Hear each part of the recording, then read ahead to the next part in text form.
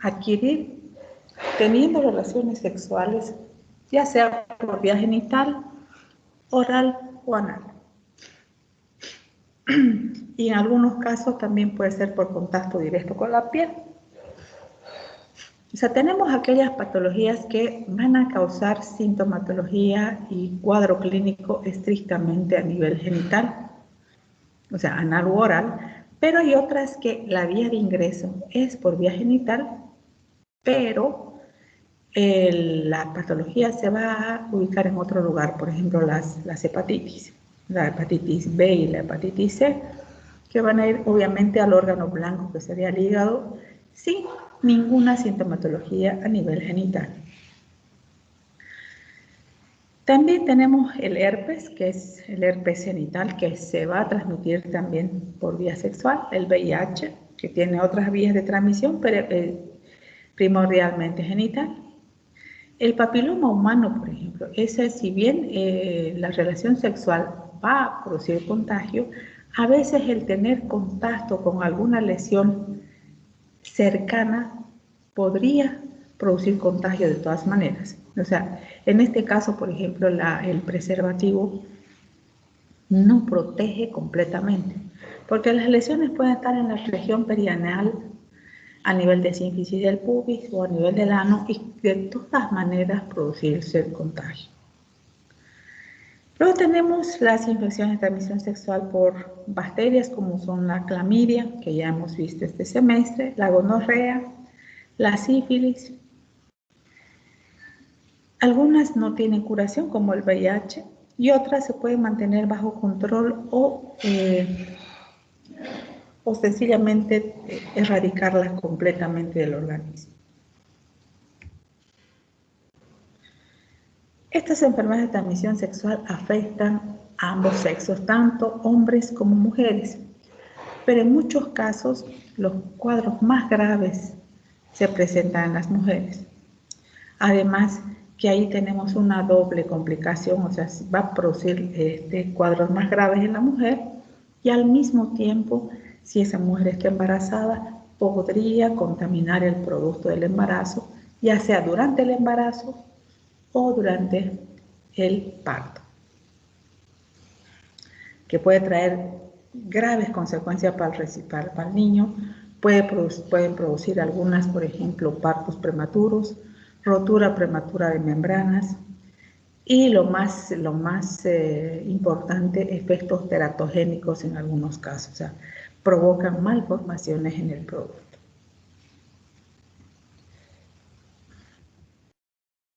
¿Cuáles son los factores de riesgo? Como les dije, los cuadros más graves son en mujeres, o sea, en mujeres es un factor de riesgo. El uso inconsistente del condón, porque si uno es metódico en el uso del condón, eso se hace costumbre y no va a haber menor riesgo de presentación.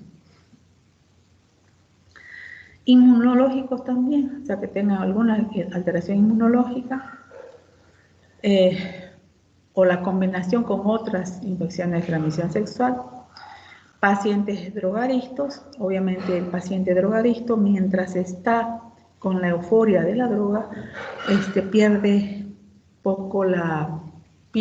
el contacto con la realidad y puede tener innumerables relaciones sexuales y no saber exactamente cuál fue la vía principal de contacto. El abuso sexual, que infelizmente todavía sigue siendo la prevalencia demasiado alta, y pacientes que viven en situación de calle, o sea, los que no tienen casa, viven debajo de un puente, prácticas sexuales de riesgo, pornografía, prostitución, y también el internet, que puede llevar a muchos de los cuadros que hemos visto acá. Entonces vamos a comenzar con la primera. Esta es una patología que como factores predisponentes tiene una inadecuada higiene del varón, porque generalmente es el varón el portador, aunque la mujer puede ser más la transmisora. Enseguida les voy a explicar por qué. Una inadecuada higiene y un prepucio demasiado largo. una fimosis también podría ser un factor de riesgo. Es una enfermedad aguda, localizada, con ulceraciones que van a la necrosis, se acompaña de crecimiento ganglionar, linfático, inguinal. Se observa especialmente en poblaciones de medio socioeconómico bajo y en algunos casos se presenta en forma de brotes. La infección es bacteriana, la característica principal es la presencia de úlceras. ¿Por qué hablamos de úlceras? O sea, en los varones, por ejemplo, habitualmente es una úlcera única, que puede estar ubicada en la cabeza del glande, en el prepucio, muy dolorosa. En las mujeres puede ser asintomática y la presencia de más de una úlcera. O sea, en los hombres dolorosa, en las mujeres asintomática. Y también la localización en las mujeres puede ser a nivel de la horquilla vulvar, puede ser en el cervix uterino o en el canal vaginal. Entonces, si es indolora, por eso les decía que la transmisora podría ser la mujer también, porque tiene la úlcera en el cervix uterino o en el canal vaginal, donde no se ve. Y si el paciente, si la pareja no utiliza preservativos, obviamente se va a contaminar. La contaminación se produce por si durante la relación sexual tuviera una microlesión a nivel genital, que esa puede servir como puerta de entrada.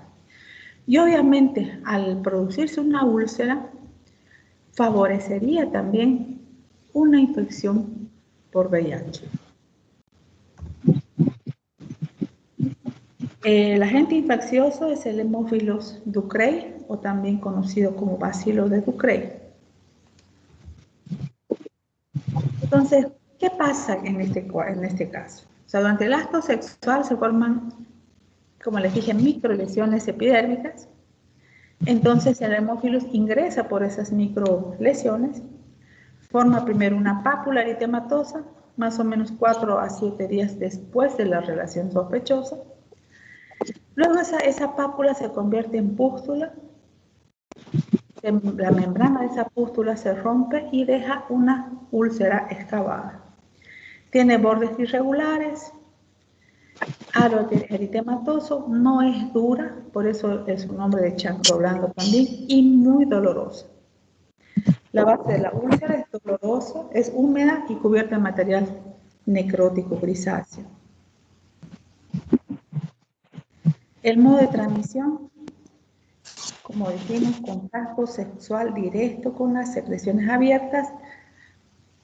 Pus de los pulmones también se da como una forma de contaminación, pero es menos frecuente porque el paciente está demasiado dolorido.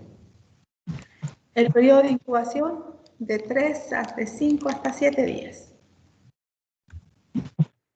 Estas son algunas lesiones y la localización que se puede presentar. Esta es la úlcera, muy parecida a la que vimos en la primera imagen. Esta es otra ubicación, también acá. Está en el prepucio, parte del escroto. Entonces, ¿cómo vamos a llegar al diagnóstico de un chancro blando? Primero tenemos que tener una muestra de la base de la úlcera que presenta el paciente. O sea, con un hisopo se saca la muestra, se hace un extendido en un portaobjetos y se lleva al microscopio, donde vamos a demostrar la presencia del Haemophilus ducreyi. El tratamiento va a ser con eritromicina, 500 miligramos por vía oral, 3 veces al día durante 7 días. Tratamientos alternativos, ciprofloxacino, 500 miligramos vía oral, dosis única, que el ciprofloxacino no se da a paciente embarazada. Se puede dar la ceftriaxona, 250 miligramos intramuscular, dosis única. Algunas veces se piensa que los tratamientos con dosis única no son efectivos. Los tratamientos preferidos son la eritromicina, por el tiempo de tratamiento, son 7 días por lo menos. También se puede utilizar el cotrimoxazol, que es la combinación de trimethoprim y sulfamethoxazol, en una dosis de 800 de sulfamethoxazol y 160 de trimethoprim. O sea, aquí está la mitad, pero se deben tomar 2 tabletas al día. Entonces puede tomarse una sola tableta de 800 de sulfamethoxazol y 160 de trimethoprim cada 12 horas durante 7 días. Adicionalmente al tratamiento antibiótico con el cual vamos a eliminar la bacteria, podemos aplicar pomadas tópicas, especialmente para paliar el dolor que presenta el paciente, y además pomadas cicatrizantes que ayuden a resolver la úlcera más pronto. O sea, indicar a nuestro paciente que tiene que tener una higiene adecuada, y si el prepucio fuera muy largo, sugerirle al paciente que se someta a una cirugía, una circuncisión para eliminar ese prepucio para que no vuelva a tener más problemas.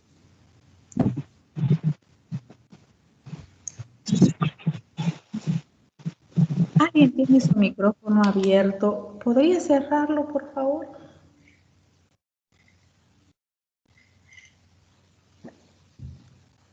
Entonces pasaríamos a otra patología, la Quiero que una gonorrea. compañera escribió en la plataforma que no le aparece la llamada, que la puede llamar, por favor.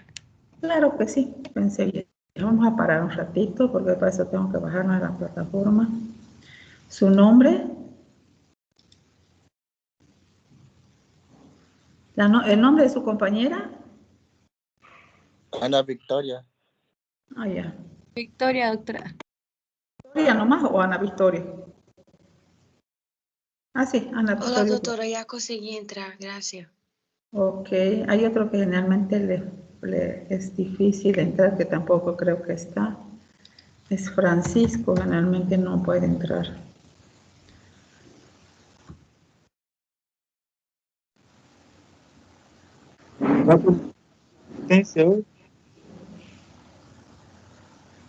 Francisco Rodríguez.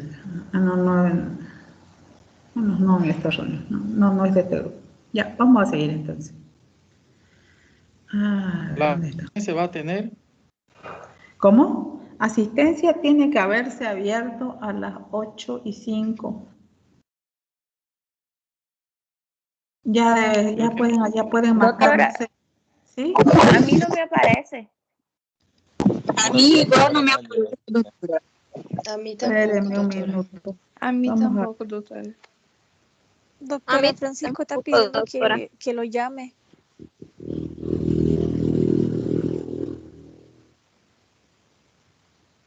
No, si parece que no hubiera abierto la asistencia. Es raro. No importa, Doctora, voy a bajar.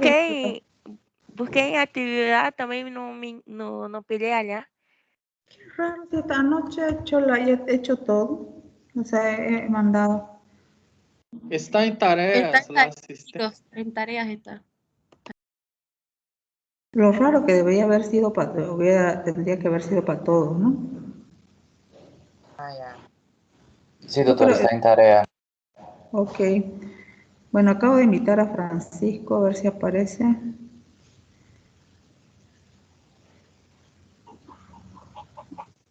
Sí, doctora. Buen día, no entré. Ya, ok. Entonces continuamos la clase con el segundo tema, con la segunda enfermedad. Entonces la gonorrea, como cuando hicimos clamidia, les dije que la gonorrea era la patología más parecida a la clamidia. O sea, tiene la misma sintomatología, tiene las mismas complicaciones, pero tiene diferencias importantes en sus características. O sea, la Neisseria gonorrea es la segunda enfermedad de transmisión sexual más reportada, o sea, es más frecuente. Asintomática en las mujeres en el 80% y sintomática en hombres. Cuadro clínico, como les dije, y secuelas similares a la clamidia. Y puede el paciente tener ambas, o sea, tener gonorrea y clamidia al mismo tiempo. Y Doutora, su áudio está entrecortando.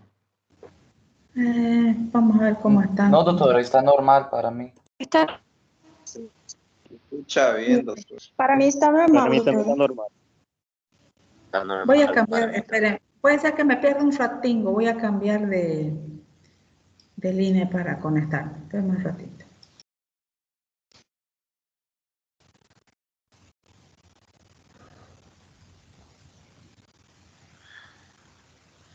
Ok. Así sí está mejor. Entonces puede coexistir la infección con clamidia en 50%.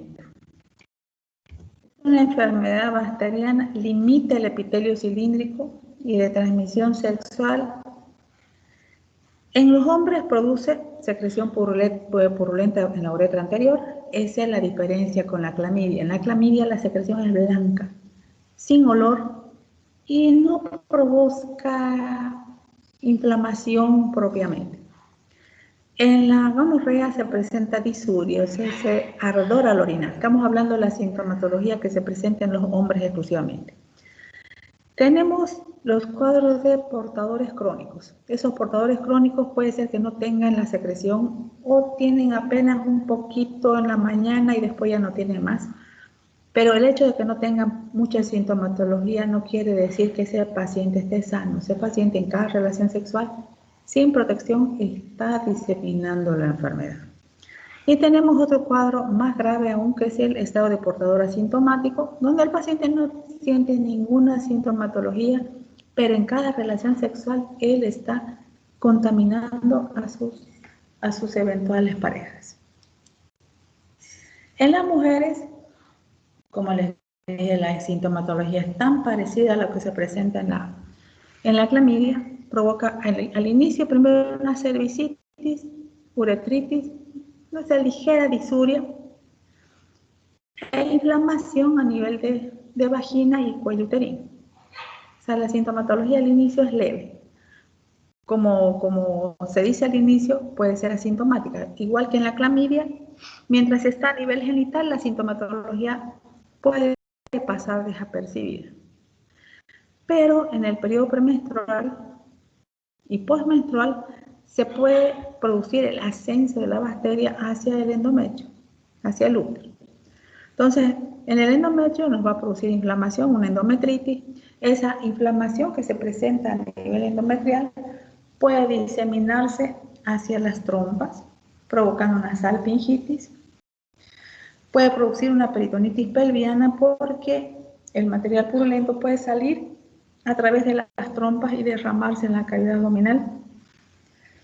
Y obviamente, igual que pasaba con la clamidia, la mujer, cuando la enfermedad está avanzada, ya ha invadido las trompas, puede tener una infertilidad, o sea, ser incapaz de conseguir embarazo por vías normales o naturales. Y otra, la presentación de un embarazo ectópico también. Todo por lo que ya explicamos al inicio de semestre, por la alteración que se presenta en la mucosa de las trompas. Ahora, si la relación sexual es por otra vía, puede haber presentaciones faríngeas, tanto en personas homosexuales o mujeres, infecciones anorrectales, también en homosexuales y mujeres. La infección rectal puede ser asintomático o tener prurito, tenesmo y secreción. Y la contaminación directa que se produce de madre a hijo durante el parto, que sería la conjuntivitis. En este caso, por ejemplo, la contaminación al producto es mucho más benigna de la que se presenta cuando la paciente tiene clamidia. Porque la clamidia da cuadros más severos, puede producir neumonía, puede producir tracoma, con graves consecuencias para el producto. Aquí puede presentar una conjuntivitis, pero es una conjuntivitis tratable, o sea, no va a dejar secuelas oculares en el neonato. Doutora, El agente infeccioso, sí, dime. Casey está pedindo para llamar porque ela não consegue entrar na classe. Casey ¿Quién? Rocha. Casey Rocha. Ok, perfecto. Espérame un Doctora, también ratito. hay otra reunión que iniciaron y hay 6 personas en la otra reunión. Dios. Pues si cada reunión tiene el nombre, ¿cómo se escribe, Casey? Con K, ¿no? Com que do que? É que. Ah, ya sé cuál. Casey. Está.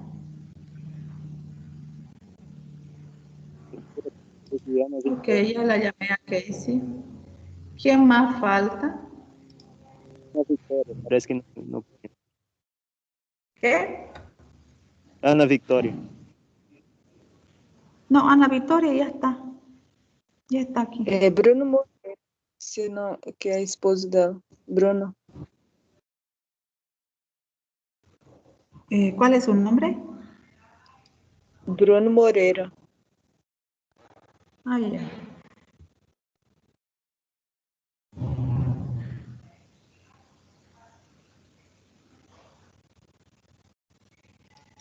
Ok. Ya lo llamé a Bruno también.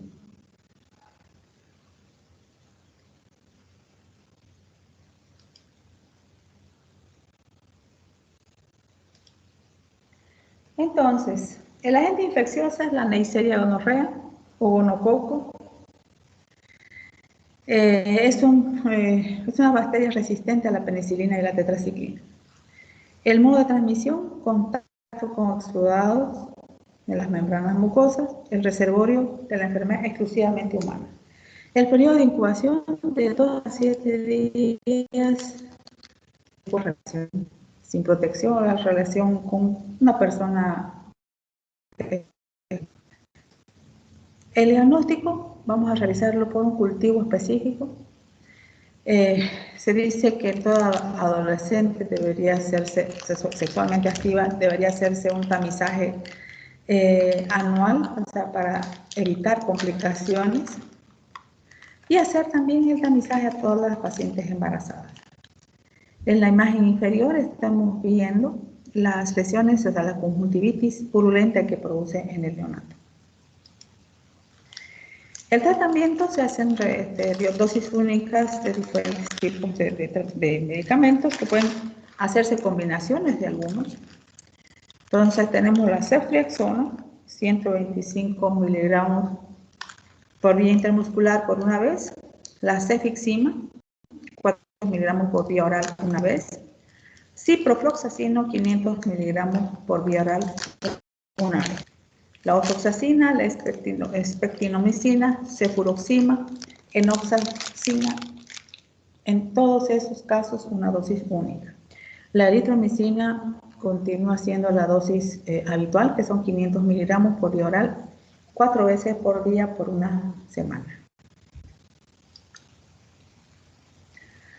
Vamos a pasar a otra patología. Esta es una patología que habitualmente se la conoce como la gran tramposa, la gran engañadora. Porque le hace creer al paciente que está y no está. Entonces el paciente inicialmente sabe que está enfermo, pero de golpe desaparece todo lo que le estaba molestando y dice, estoy sano. Y no tomó ni una píldora, no tomó ni una aspirina, no tomó nada. Pero el paciente aparentemente está sano. Por eso es que es una enfermedad que ingresa al organismo y si no se la trata adecuadamente su primer ingreso, permanece en nuestro organismo y va a ir deteriorando progresivamente diferentes formas. El agente infeccioso es el Treponema pallidum, el reservorio principal humano, el modo de transmisión, relaciones sexuales sin protección, cuando estamos hablando de la sífilis primaria, o sea, cuando el contagio se produce cuando el paciente está con la sífilis primaria. Y contacto con exudados infecciosos de lesiones de la piel y membranas mucosas ya en la sífilis secundaria. Pues la sífilis primaria contagia solamente por contacto sexual, la sífilis secundaria no necesariamente puede ser por contacto sexual. solamente el tener contacto con alguna secreción, alguna exudado del paciente. Los líquidos que pueden contaminar son la saliva, la sangre, semen, secreciones vaginales. Se dice incluso que el paciente con sífilis secundaria puede tener el treponema hasta en las lágrimas. O sea, es altamente contagioso el paciente con sífilis secundaria. El periodo de incubación es variable. Puede ser muy corto, de 10 días hasta 3 meses o 3 semanas. O sea, es variable. Va a depender de la virulencia y de la cantidad de treponemas que ingresaron durante el contagio. A esta patología la dividimos en estadios. Tenemos la sífilis primaria, que la característica principal es la presencia del chancro duro, es una úlcera, o sea, se presenta también por una micro lesión que puede haber a nivel genital, que va a ser la puerta de entrada. En el punto de inoculación aparece una pápula indolora que erosiona sin costras, es circunscrita, contornos redondeados, la consistencia cartilaginosa. Podríamos decir que el fondo de la úlcera es duro, por eso que también se hace una diferencia con la patología que vimos al inicio, chancro blando, porque el fondo es blando, y en la sífilis es el chancro duro, porque el fondo es duro. La superficie es lisa, brillante, está como barnizada con exudado. Hay necrosis, punteado hemorrágico, puede estar presente a nivel genital o también a nivel del canal anal, dependiendo de las costumbres sexuales del paciente afectado. Este es en el estadio primario. Esta es la úlcera a nivel genital. Esta es la úlcera que se presenta a nivel de la lengua. O sea, esta es cuando se produce sexo oral.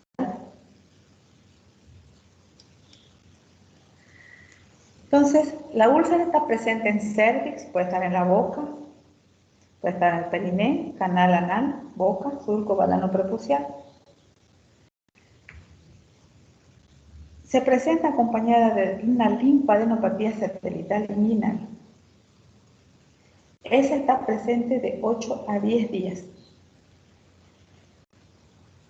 Los linfonodos son duros, poco dolorosos, delimitados, no tienen adherencias. Y si llegáramos a hacer punción, encontraríamos el treponema también a nivel de los nódulos linfáticos. La sintomatología general inespecífica, o sea, malestar general, una febrícula. Y en la úlcera, en 3 a 5 semanas involuciona.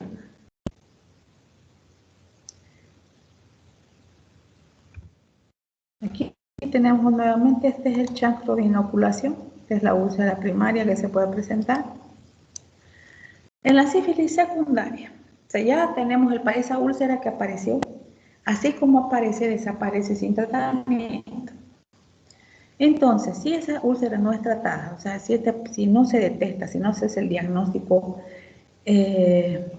precoz en una sífilis, y cuando el paciente acude resulta que ya no hay úlcera, entonces no tengo nada y se va, pasa a un estado latente. Ese estado latente donde el paciente no tiene sintomatología inicial, hasta que aparece una segunda etapa que es la sífilis secundaria. Puede ser, al igual que el periodo de incubación era así indefinido, o sea, puede ser en algunos casos presentarse a los 6 meses, al año, un poquito más tarde. Las manifestaciones generales, porque aquí sí va a tener el paciente malestar general, va a tener febrícula, astenia, anorexia. Puede haber microadenopatías, tanto cervical posterior, occipital, retroauricular, axilar y epitroclear. O sea, hay adenopatía casi generalizada, pero es microadenopatía. O sea, Los nódulos, los ganglios están discretamente infartados, pero no es nada llamativo. Puede venir acompañado de esplenomegalia, glomerulonefritis, puede llegar a producir una hepatitis dolorosa, sin histericia, una inflamación del hígado, pero no va a presentarse histericia. Lumbalgias, artralgias, mialgias y las características anatómicas que van a estar a la vista de las personas son las famosas sífilides, de las que le voy a mostrar una imagen más adelante. En el estadio secundario hay otra señal, por ejemplo, si se dedican a la ginecobstetricia, que les va a mostrar exactamente las lesiones que se aparecen. Se aparecen como lo que se denomina como condiloma plano, no se aprecia muy bien, sí, más o menos, que son pequeñas lesiones aplanadas, o sea, se conoce como condiloma plano, porque son redonditas y aplanadas, para diferenciarlas de las que se presentan con el papilomavirus, que es el condiloma acuminado, que es con racimos y demás. En este no, son pequeñas, como pequeñas moneditas que están prendidas en la región perineal, o sea, está en la región anal y parte del perineo también. Aquí tenemos el clavo sifilítico, porque ahora tengo una imagen mejor más adelante. Vamos a ver. Entonces, ¿qué pasa en la sífilis secundaria de base? Puede presentarse máculas a los 3 meses, manchas redondas, rojo cobrizo, simétricas, que se distribuyen en el tórax y las extremidades. Puede haber hipopigmentación residual, o sea, cuando estas desaparecen, pueden quedar pequeñas manchitas más oscuras o más claras, que se denomina collar de Bem. Pueden ser papulosas, esas duran de 4 a 12 meses.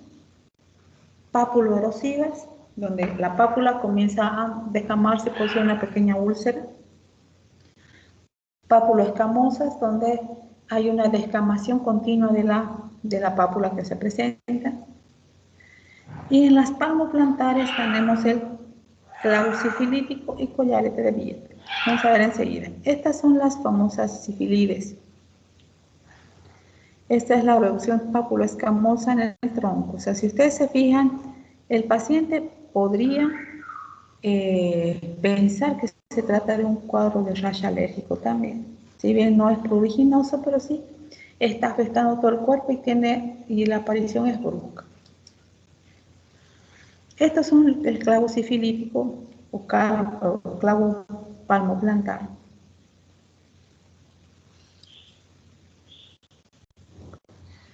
En el estadio de latencia temprana, contagio menor de 1 año. Tardía, contagio mayor de 1 año, o sea, para la presentación de la sífilis secundaria. Indeterminado, no se sabe cuándo fue el contagio, así que no se sabe exactamente qué tiempo tiene de latencia. Y una vez, así como ustedes han visto que tiene clavo sifilítico, tiene sífilides, tiene montonera de alteraciones el paciente con sífilis secundaria, muchas veces, si el paciente no tiene los medios o sencillamente no le molesta lo que tiene, esa etapa puede pasar a la siguiente, porque también todas las lesiones se van minimizando, van desapareciendo progresivamente, aunque el paciente no haga tratamiento. Entonces ahí pasamos a esta tercera etapa, la sífilis terciaria. Aquí generalmente es el 2.º año de enfermedad. Si el paciente ya está enfermo por 2 años o tal vez un poquito más de 2. Puede ser tardía benigna, donde tiene lesiones a nivel cutáneo solamente. Puede tener lesiones tuberosas, placas agrupadas, lesiones tuberulcerosas, pequeños puntos confluentes, gomosas, que se presentan tanto en la cara, cuello, piel cabelluda, tórax. Puede tener alteraciones óseas como periostitis, osteomielitis. Y lo más grave, o sea, lo que produce mal pronóstico, es la neurosífilis. Entonces, donde vamos a encontrar alteraciones en el líquido cefalorraquídeo. El paciente va a tener hipertensión intracraneal. A nivel cardiovascular, que se presenta en los 15 a 20 años de haber tenido la enfermedad. Puede tener aortitis, insuficiencia o aneurisma, insuficiencia circulatoria, obstrucción coronaria. Puede producir la ruptura del aneurisma, donde su paciente no va a morir de sífilis, sino va a morir por esa ruptura de aneurisma. Generalmente ese aneurisma se presenta a nivel de la aorta. Entonces el sangrado va a ser masivo y sencillamente el paciente va a morir rápidamente. A nivel cerebrovascular, que se presenta más o menos a los de 20 a 40 años de haber tenido la enfermedad, el paciente va a tener cefalea, vértigo, hemiparesia, demencia. Tiene aquí la marcha característica que les había explicado alguna vez en clase, la marcha del cerebeloso. Porque hay una alteración a nivel cerebeloso que va a producir una dificultad en el equilibrio. Por eso es que el paciente anda como bamboleándose de un lado para otro. Entonces, el estado terciario, o sea, aneurisma sifilítico sacular del arco aórtico, este era el aneurisma.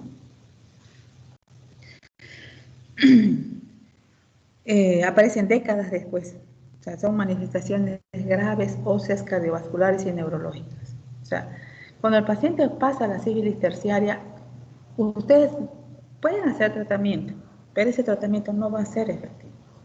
O sea, posiblemente destruirá la bacteria para que no siga lesionando más a ese paciente, pero todo lo que ya tiene hasta ese momento va a permanecer. Va a permanecer con obstrucción coronaria, con aneurisma, con alteraciones a nivel del sistema nervioso central. La penicilina no va a hacer que cambie ese efecto. Y nos falta una parte aún más grave, más terrible, que es la sífilis congénita. La sífilis congénita puede ser evitable, se puede evitar, porque teóricamente toda mujer embarazada debe hacer su control prenatal riguroso desde el mismo momento que esa persona se entera que tiene un embarazo. Porque como hemos visto, esta es una enfermedad que puede estar aparentemente ausente en el momento de que se presente el embarazo, pero está ahí. Entonces, si la paciente acude prontamente a su control prenatal, ¿qué va a hacer? Los análisis de rutina necesarios para evitar que su producto salga con alteraciones.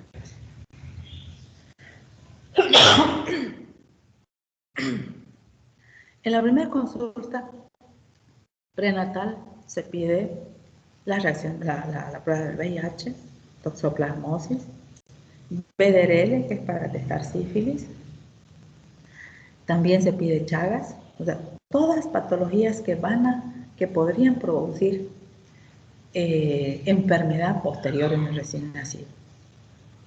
Si la paciente hace su primer control prenatal, le detectan que tiene sífilis, inician tratamiento inmediatamente, porque felizmente la penicilina, que es el medicamento de elección para el tratamiento, es uno de los pocos antibióticos naturales que se puede utilizar durante el embarazo sin tener efectos contraproducentes en el producto. Entonces, si la paciente hace eso, ese niño va a nacer completamente sano. Pero como les digo, infelizmente hay mujeres que acuden, si es que acuden al centro de salud, solamente ya en periodo expulsivo, ya cuando su hijo está naciendo. Pero durante el periodo prenatal no asoman su cabeza por el centro de salud. Entonces, en ese tipo de pacientes la transmisión es del 90%. Las manifestaciones, si se presentan el quinto mes o el primer trimestre, si la paciente se contagia de la enfermedad del primer trimestre, puede producir muerte fetal, con el feto intraútero, feto macerado, con hepatomegalia, neumonía intersticial, o sea, el feto se muere adentro y a veces hay que hacer una inducción para que ese feto pueda salir. Ahora, si ese niño consigue nacer, si la paciente tenía una infección precoz, o sea que está en los primeros 2 años de enfermedad, el niño puede nacer con bajo peso. O sea, va a tener menor peso del que debería tener para su edad gestacional. O sea, el peso estándar es de entre 2.500 y 3.000 gramos, peso normal. Si baja de 2.500 ya se considera un bajo peso. La piel deshidratada, alteración ósea radiológica. Alteración ósea radiológica, ¿por qué? Porque forma parte de lo que se denomina estigmas sifilíticos, la tibia en sable, que le va a dar una curvatura específica a la tibia. Va a tener rinorrea seropurulenta, porque otra alteración de desarrollo que presenta es lo que se conoce la nariz sencilla de montar por ausencia del tabique nasal. Erupciones cutáneas, hepatosplenomegalia, puede tener leucocitosis, linfocitosis, trombocitopenia, hay alteración del líquido cefalorraquídeo y eso le va a producir otras alteraciones adicionales.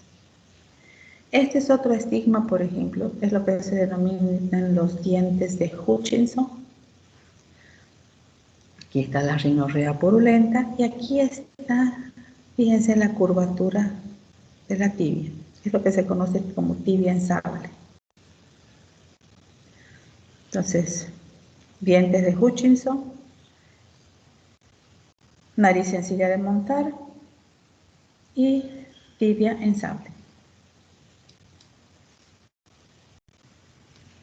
Si la infección es tardía después de 2 años, la afección al sistema nervioso produce meningoencefalitis, parálisis general progresiva, o sea, va a ser un niño que inicialmente tenía movimientos quizá no demasiado activos, pero sí se va a ir produciéndose su parálisis general. Puede tener queratitis parenquimatosa, puede producirse la ceguera total, puede tener hipoacusia y los estigmas de los que les había hablado recién.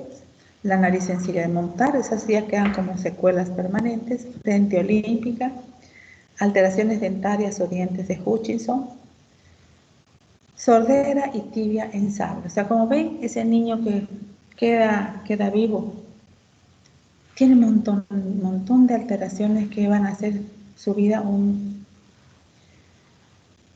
sufrimiento continuo. El diagnóstico es clínico. Si encontramos a nuestro paciente con la sífilis primaria, podemos hacer un raspado de la úlcera y llevar a microscopía de campo oscuro, porque la espiroqueta necesita un tipo de microscopio diferente, no es el microscopio clásico. Una puede ser el raspado de la úlcera, otra podemos hacer punción de los ganglios inguinales que están aumentados de tamaño mientras dura la úlcera. Donde ahí vamos a encontrar a los treponemas móviles, o sea, vamos a poderlos visualizar claramente en la microscopía de campo. Otro diagnóstico que se puede hacer es la inmunofluorescencia directa, la reacción en cadena polimerasa, tanto en líquido amniótico, líquido cefalorraquídeo y sangre fetal para los recién nacidos. Y la serología, anticuerpos en sueros lipídicos, componentes propios del treponema pallidum, reacciones de aglutinación. Eso 3 a 5 semanas después de la infección. Y se deben hacer nuevas serologías en los controles del tratamiento para verificar si el tratamiento está siendo efectivo y se está eliminando completamente la bacteria.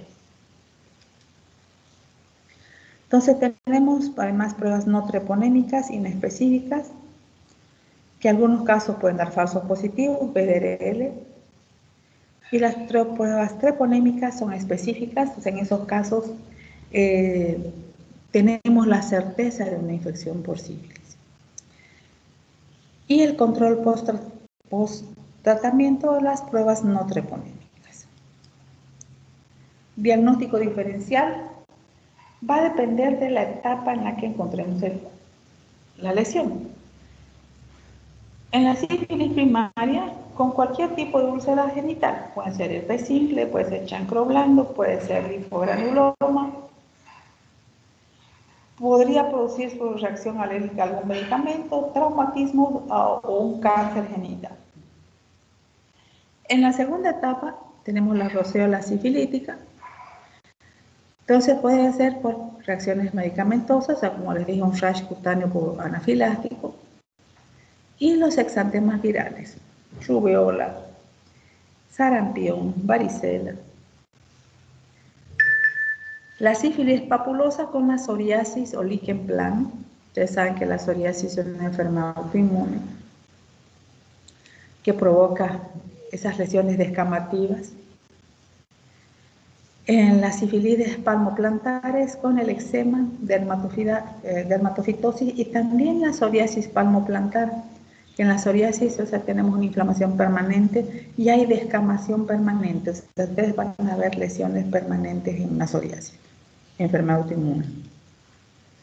Y el tratamiento va a depender mucho del tiempo de evolución y la duración de la enfermedad. En enfermedades menos de un año, o sea, la enfermedad primaria menor a un año, y con latencias precoces, y en mayores de un año, secundaria, latencias tardías, y con alteraciones cardiovasculares, el tratamiento va a ser con penicilina.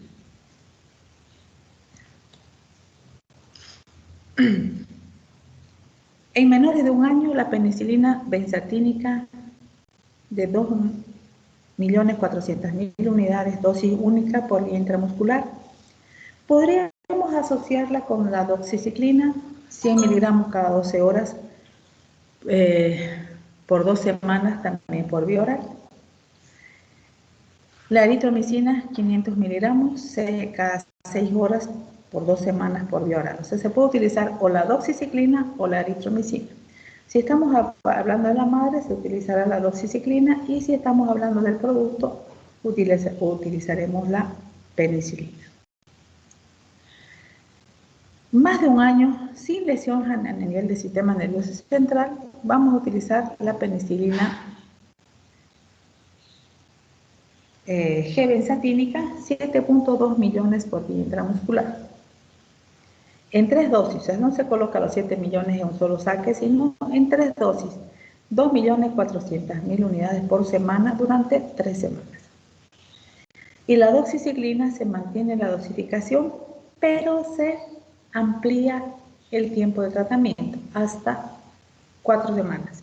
Lo mismo con la eritromicina. Se sugiere producir la desensibilización del paciente para que el tratamiento pueda ser hecho con penicilina. Como les dije, de primera línea es la penicilina. Y la desensibilización es para tener un mejor resultado del tratamiento. Porque ustedes saben que una de las alergias más terribles que puede producir hasta la muerte por shock anafiláctico es la alergia a la penicilina.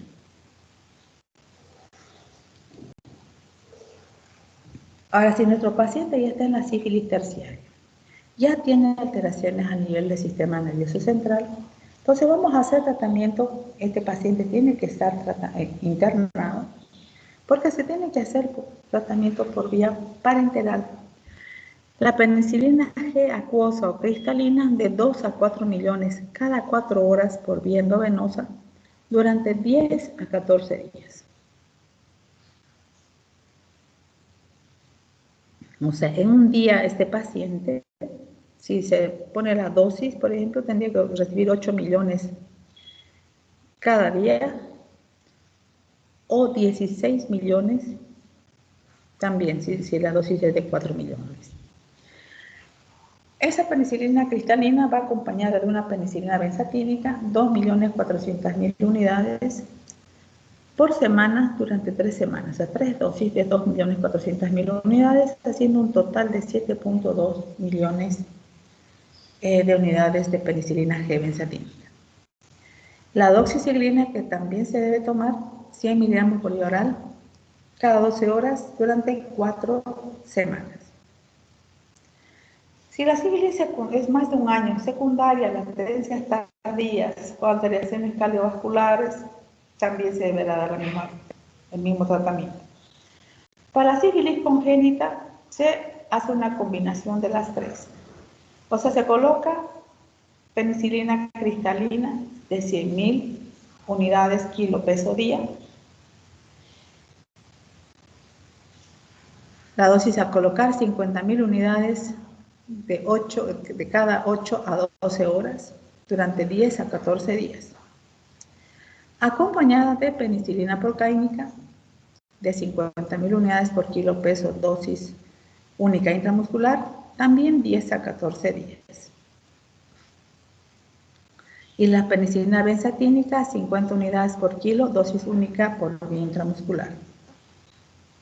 Entonces, las que vamos a colocar durante los 14 días son la penicilina cristalina y la procáinica. Ambas 50 unidades por kilo peso. La cristalina cada 8 horas y la procáinica cada 24, es dosis única diaria. Ahora, para pacientes que tienen sífilis y además tienen VIH, vamos a hacer también la penicilina benzatínica, 2.4 millones de unidades tres veces durante 3 semanas, o sea, haciendo un total de 7.2 millones. Y después 1.2 millones cada 24 horas por vía intramuscular de 10 a 14 días. Se puede utilizar también la amoxicilina y la ceftriaxona. Entonces pasamos a la patología que no requiere que el paciente tenga una relación sexual previa. Esta es una patología que está producida por habitualmente la Candida albicans, que es la más frecuente, aunque hay otras 3 variedades adicionales que son las que pueden presentar las candidiasis rebeldes al tratamiento. Las infecciones por cándida a nivel genital producen vaginitis, estocervicitis. Generalmente, como le dije, la más frecuente es la Candida albicans, pero tenemos otras, la glabrata, la tropicalis y la cruzei, que también pueden producir cuadros de candidiasis. Estas últimas resistentes al tratamiento. Esta patología se presenta, o sea, la cándida forma parte de la flora bacteriana, o sea, de la flora normal de nuestro organismo. La encontramos a nivel de la piel, a nivel oral, a nivel genital, pero generalmente controlada por los lactobacilos que tenemos en nuestro organismo. Entonces, cualquier baja de defensas que afecte la presencia de los lactobacilos va a hacer que esta bacteria, que este hongo comience a proliferar y producir patología. Se puede decir que 3 de cada 4 mujeres han padecido en alguna época de su vida esta enfermedad. Factores que van a hacer que se presenten: el uso de anticonceptivos orales, el dispositivo intrauterino y la antibiótico-terapia. El dispositivo intrauterino porque actúa como cuerpo extraño y produce un proceso inflamatorio a nivel vaginal que va a facilitar la presentación de la candidiasis. La antibiótico-terapia porque va a eliminar los bacilos de Dover-Lane a nivel de la cavidad vaginal y obviamente deja en libertad para que la cándida haga lo que quiera. La diabetes mellitus porque afecta el sistema inmunitario, o sea, es un paciente inmunodeprimido, al igual que el paciente con HIV o más propiamente con SIDA, donde su sistema inmunitario está muy deprimido y es caldo específico para la presentación de la candidiasis. Y el contacto sexual, por último, en último caso, porque no le voy a decir que no es posible el contacto sexual, sí, pero generalmente son causas extrasexuales las que van a producir la candidiasis. Entonces ya hablamos de las 4 tipos de cándida, el albicans, tropicalis, crucei y glabrata. La signosintomatología. Miren, esta es una patología que lleva a la paciente, pero rapidísimo a la consulta. Porque miren, hay otras, ustedes han visto en todas las que hemos estado viendo, hay patologías que producen secreción blanquecina, no les duele, no molesta, no huele, no pasa nada. No acuden a la consulta. Pero ¿qué pasa con esta? Esta produce un prurito intenso, molesto. O sea, la paciente no puede estar en ningún lugar público porque la picazón la deja intranquila.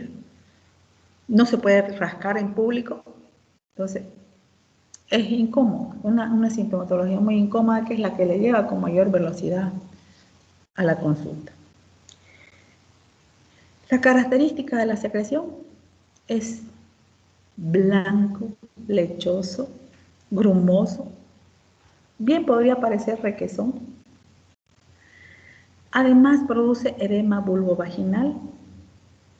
Toda esa zona va a estar eritematosa y provoca prurito, ardor y también disuria terminal. Ahora, esa disuria no quiere decir que afecte el tracto urinario o afecte la uretra, no. ¿Se presenta por qué causa? El eritema que se presenta, el edema que está presente en la región vulvovaginal, las hifas de esta cándida provocan un proceso inflamatorio intenso a nivel vulvar y vaginal. Entonces, cuando la paciente orina, moja la vulva. A ver, ustedes hagan la prueba de si tienen una herida, echarle un poquito de sal. Arde. Y uno de los componentes de la orina es la sal. Y eso es lo que produce el ardor cuando la paciente está orinando. O sea, no hay alteración a nivel urinario, sino la lesión es a nivel local la que está provocando el dolor. Ustedes algunas veces en el examen ginecológico, el tipo de secreción que ustedes van a encontrar puede ser secreción aislada o en algunos casos más adherida a la mucosa vulvar. Si ustedes hacen una especuloscopía, o sea, colocan un espéculo y miran esto que ven en el fondo, por ejemplo, esto es el cervix uterino. Y toda esa secreción son las hifas de la cándida adheridas al cervix uterino y al canal vaginal. Si ustedes limpian eso, sacan esa secreción, van a fijarse en el cuello uterino, tiene como puntitos rojos, como si tuviera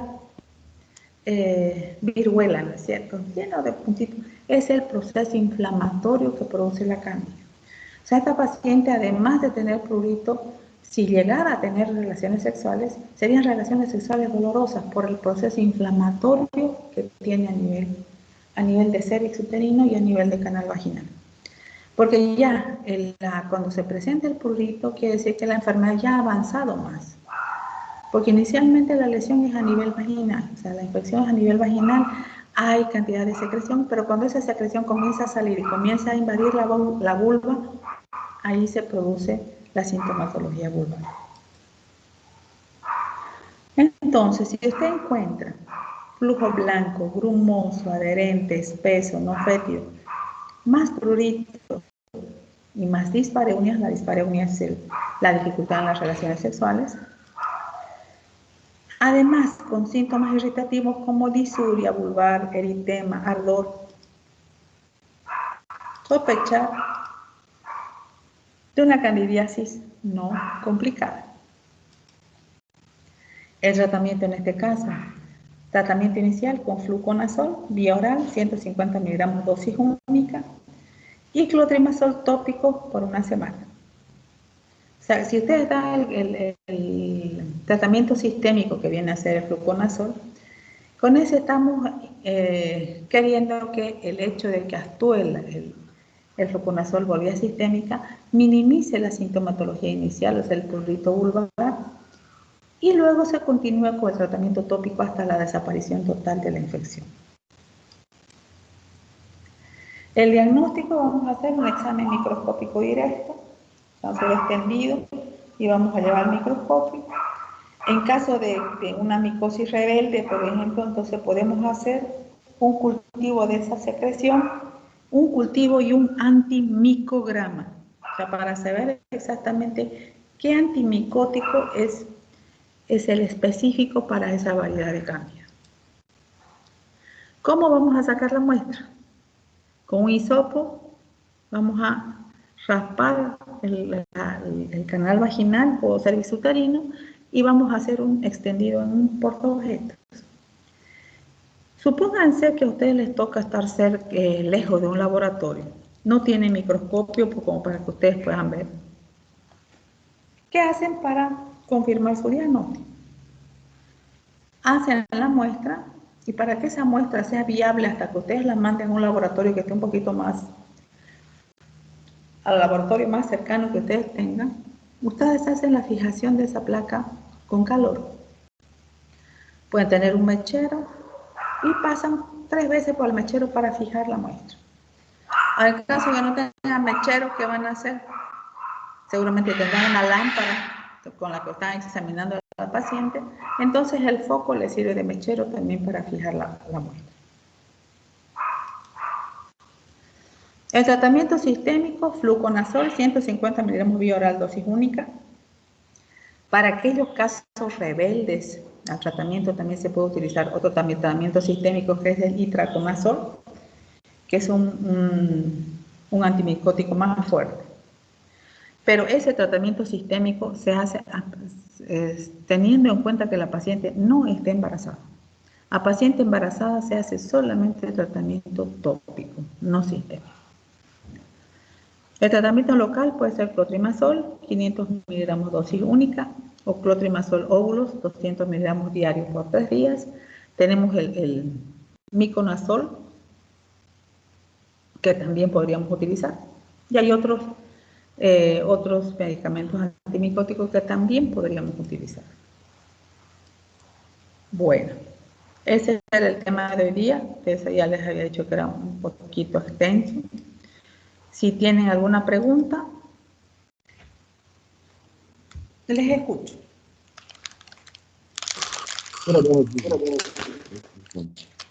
Dime. Doutora, o fluconazol é antiquímico, não? Sí, el fluconazol dosis única. Si tu paciente ya tuviera recurrencia en la candidiasis, puedes utilizar por 3 semanas, pero una vez por semana solamente. Graças, doutora.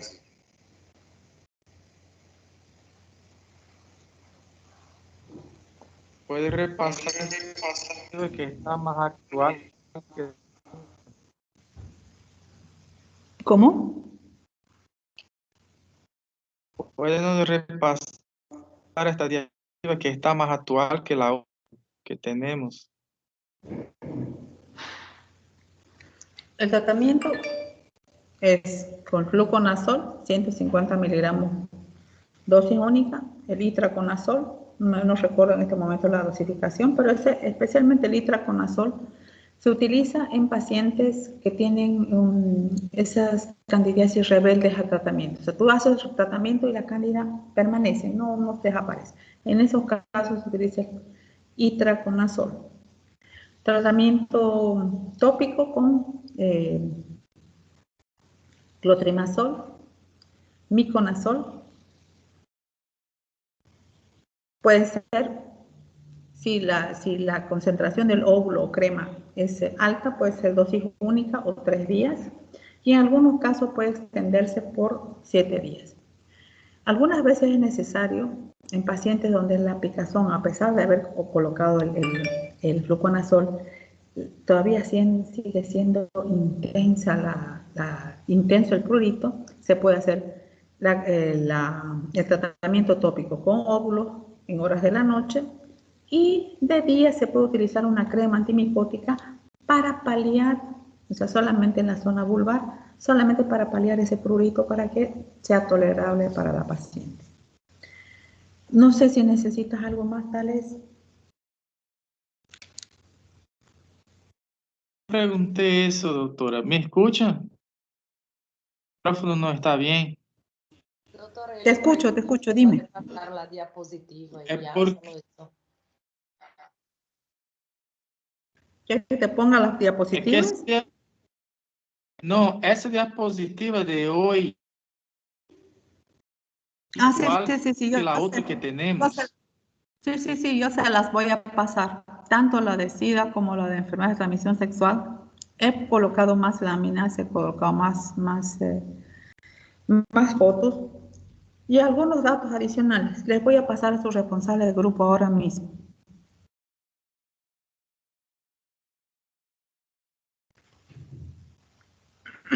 ¿Alguna otra pregunta? Bueno, este jueves que viene es nuestra última clase práctica. Ya les había pedido que hagan un repaso de algunos casos clínicos que hemos visto o de los temas que hemos visto al principio, o sea, en el primer y segundo parcial.